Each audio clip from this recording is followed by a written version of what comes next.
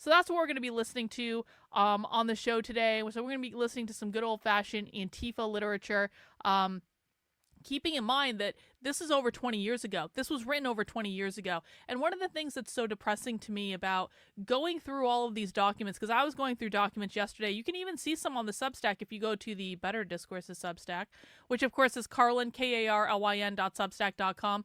Go to this article right here. I'm going to be posting a lot more about the zines on the Substack and showing you guys what these are. This is a zine from 2001, 2001 called Queers in Space. And this was on one of the zine archive websites that Reagan sent me. And I was reading this last night, and you can see in this zine, this was written by a student in 2001. And I'm not sure if that was a high school student or a college student, but it was someone that was either of high school or college age that wrote this. And you can see back in 2001, over 20 years ago, before Barack Obama ever got elected president, back when George W. Bush was still in office, back before 9/11. I mean, this stuff has been talked about for a long, long time, right out in the open. And these are the documents that give us insight into the subcultures that influence today's current queer activists. So you can see I documented a little bit on this on the Substack. They're talking about defining their own language, defining their own terms. Well, Bobby, queer Marxists were not in favor of gay marriage. This is a misnomer, and we've actually read documents to this effect. I'm going to be putting one up on the Substack hopefully this week. I should have put it up a while ago, but I just didn't for whatever reason. But queer Marxists were not in favor of gay marriage at all in any way. In fact, they were protesting against it before it was legalized. So that, again, is another instance where the conservative right does not know the enemy that they're fighting, like, at all, in any way. Queer Marxists were very clear. We have read multiple queer Marxist documents saying we are not in favor of gay marriage. Don't legalize gay marriage. Don't do this. Don't do this. Don't do this. We've listened to them on the channel. I did a whole Twitter space about them a couple months ago. The reason that they're not in favor of gay marriage is because marriage, like, that was the advent of homonormativity. We've all heard the term heteronormativity, which is basically the way that queer Marxists say they need to push back on the normal, the legitimate, the dominant, the norms that uphold the capitalist world. Well, homonormativity is when the gays assimilate to straight lifestyle. They get married, they get into monogamous relationships, they settle down, they buy a house, they have kids, they have the picket fence, they have a job. That is called homonormativity, and that's not a good thing.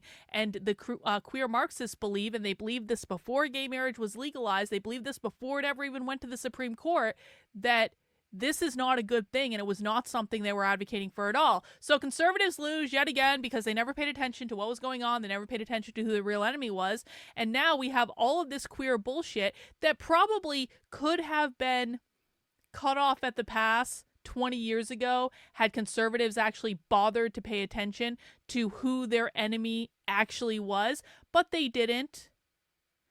Queer Marxists doing all this stuff out in the open, putting all this stuff online, no one ever bothered to look at it. And this is like kind of the basis of my consternation with literally everyone who claims to care about the left, is that literally all of this stuff is publicly available. Like, I can't go through every single document on the internet all at once. I am one person with a limited number of hours in my day, right?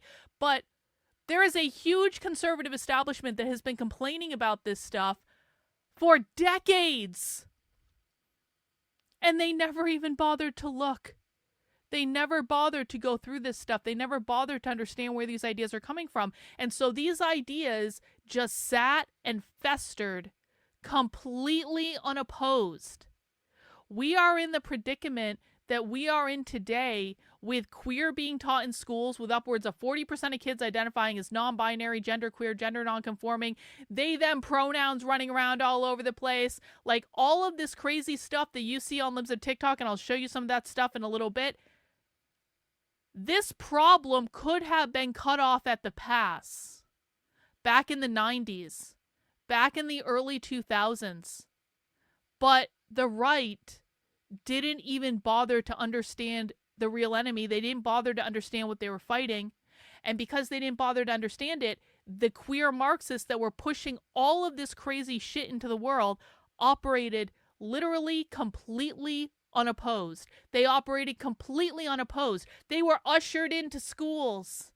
had the red carpet rolled out, and no one was there to say no, even though, and I'm going to prove it to you by showing you this scene, they were putting all their ideas out there all the time. It wasn't a secret. It was publicly available. No one looked at it. Let me show you some of the ideas that high school students, either high school or college age, either old high school or young college, so far as my reading of this, were putting out there into the world in 2001. They're talking about the idea of defining your own terms, defining your own language. Define our own terms. Defining our own terms is really important. Words are only symbols and therefore elastic. A word means what you say it does. To speak is to take an action. When you subvert the traditional means of words, especially those used to exert power over you, you are challenging the power that oppresses you and fighting it. Don't let words limit you. Let them empower you. Reclaim the language and its power and use it. They defined queer for us. They defined queer as a noun, a verb, and an adjective.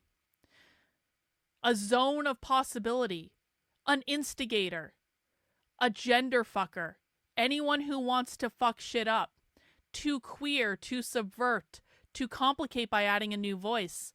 Queer, this one is really limitless. Queer is anything. Anything you want it to be. Describing one, those, or things pertaining to queer, subversive, not of the ordinary. They were defining it for us over 20 years ago, and no one listened. Now it's a little not safe for work. No one look. Except that they're saying sex, they're differentiating between sex and gender. Sex is your genitals. Gender, how you relate to your genitals, or a socially constructed idea of expecting, a socially constructed idea, an expectation of how you should act. That's the gender binary, guys. They were talking about this 20 years ago. You know, some of you asked me the other day, I think it was on Socialism Saturday, it may have been the stream before, I'm not sure. But some of you were asking me, Carlin, why do socialists and communists always talk about space? Holding space, taking up space, things like that. Hey, let me tell you, because it's in this queer zine. Think of space and every individual place. Hang on, let me just accidentally open that another window. Think of space and every individual place as, at best, a blank page to be written on. Leave your imprint on space. Let your presence be felt, heard, seen, cause a commotion. Be active. And then it says, wherever you go, there is space and an opportunity to affect it. Never be invisible. Let people see your dissent from the norm. They're talking about space being something that they go into to cause a ruckus, to dissent from the norm. And least you think that you have to be gay or trans to be queer. They actually make it pretty clear that you don't. And I've said this for years, right? Seems like years. I don't know how long I've been saying it. It seems like forever. But being queer is not about being gay or trans. They literally said that in that zine. They have attention all breeders. Breeders are people who are married. Just because you're straight doesn't mean you can't be queer. Back in 2001, straight people could be queer too, according to queer activists that weren't even being listened to. Check this out. This is interesting. Warning. If you look like the American dream, people will assume you are. They will give you privileges, but will exact a price. Your silence. The silence erases your own presence, leaving the dominant culture blissfully unaware of your dissent and dissatisfaction. Find some way to vocalize your dissent. Never be complicit. They're saying that queer is in opposition to the American dream. The American dream, of course, is built on capitalism because queer is a far-left, anti-capitalist ideology. And you can see here they're already like talking about queering your looks. We have the all-American girl over here. They've got a big Xer, the all-American boy, and then you've got them queering their looks. They're dressing gay. The girl is shaving her head. They're queering their looks. They're queering the norms. So you can see this full zine over on the Substack. That is Carlin, KARLYN.substack.com. But my point is this.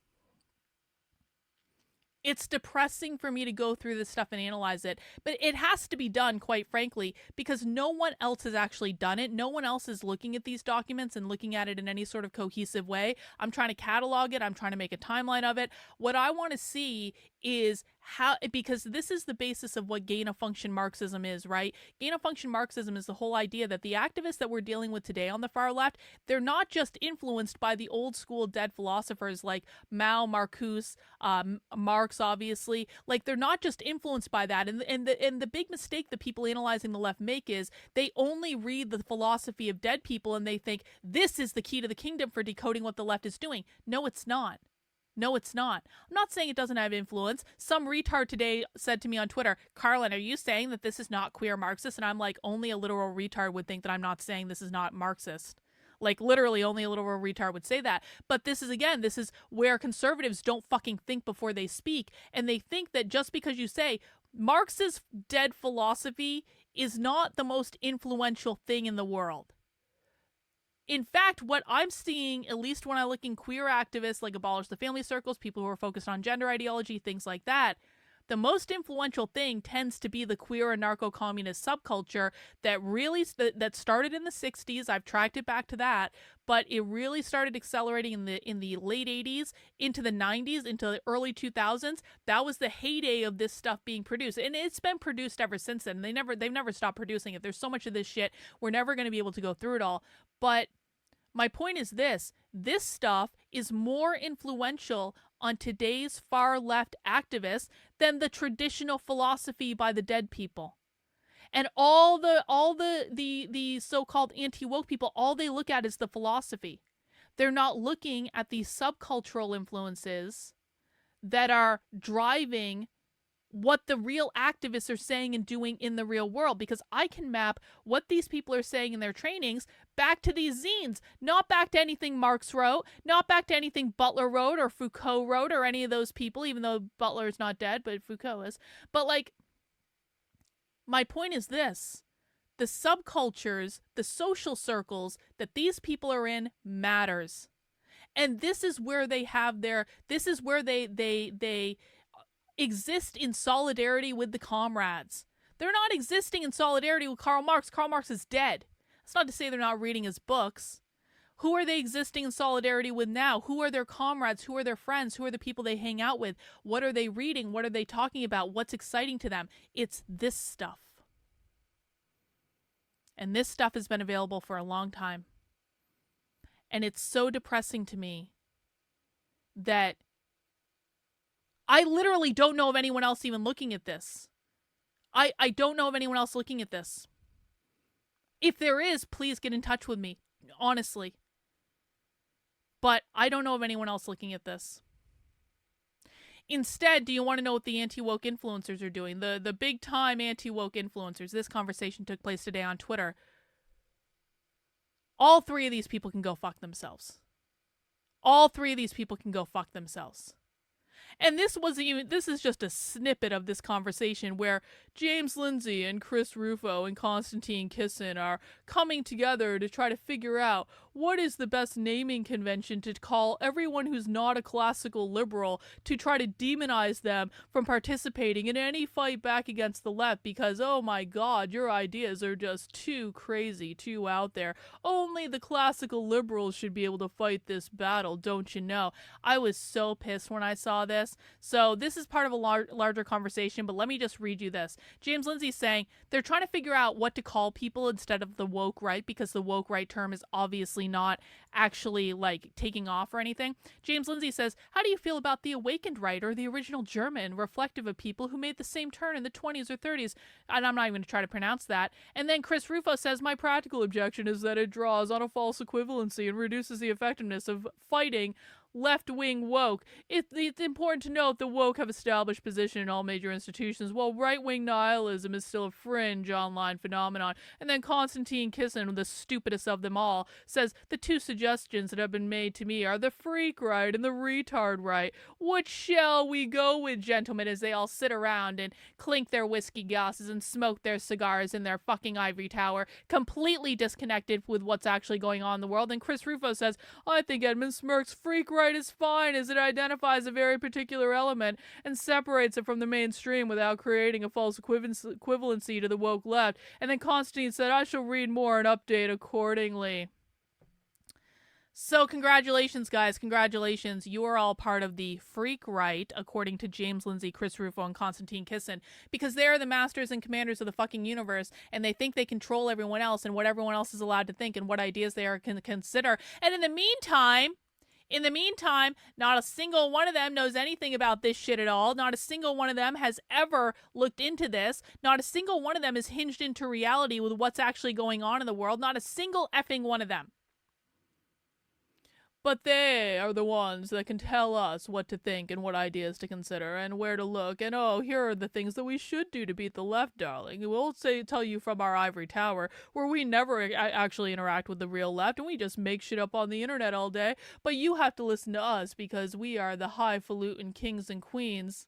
Well, in case of Lindsay especially, the highfalutin kings of the so-called anti-woke space, and we decide who's in and who's out, and we decide what ideas can be considered. And it's so frustrating. It's so frustrating. Literally all I want, I would give my kingdom for this, and if anyone has any ideas, please let me know.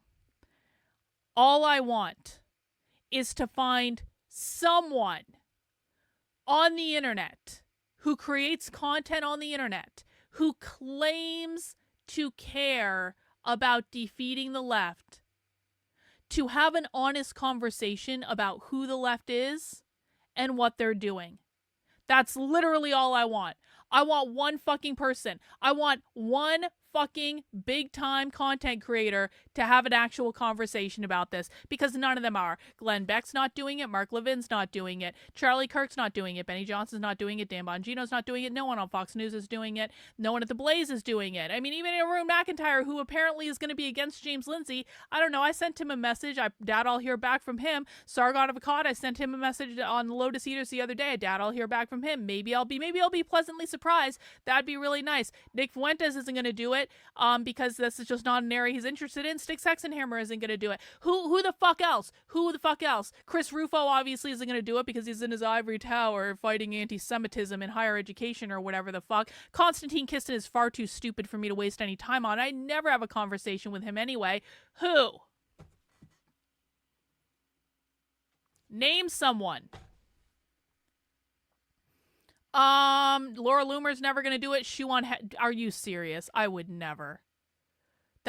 Gloria, that would be lowering myself to the absolute bottom of the barrel. Shuan Head is not fighting anything. Shuan Head is a fucking grifter that has never had a real job in her life.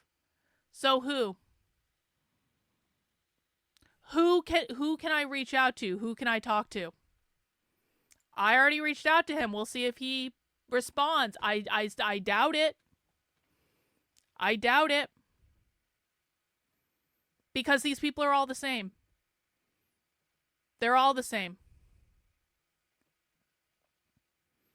So I'm feeling a little depressed.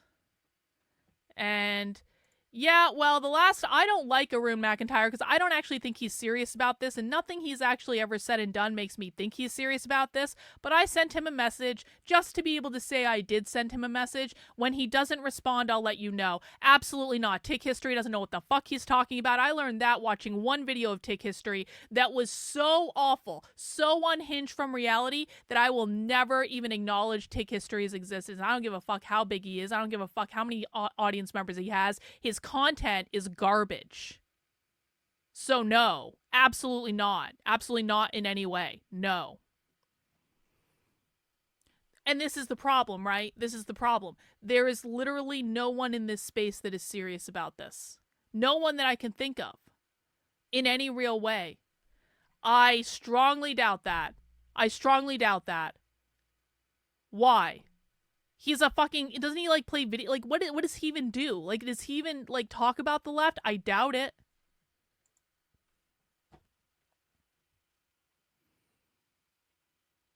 He's never shown any interest before.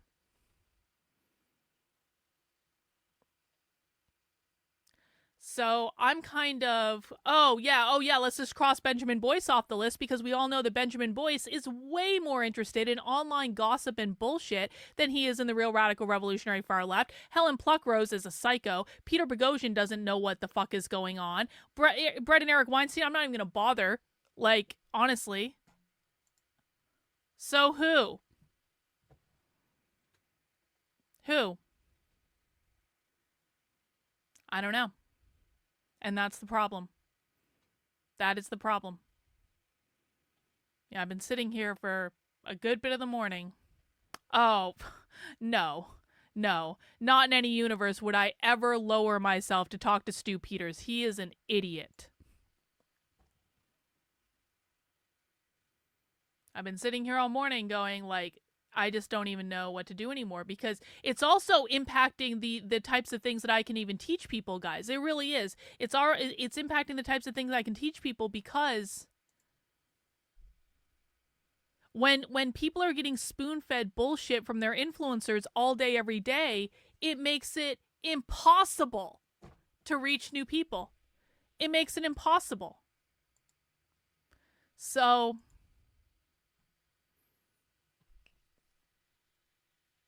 I don't know what to do.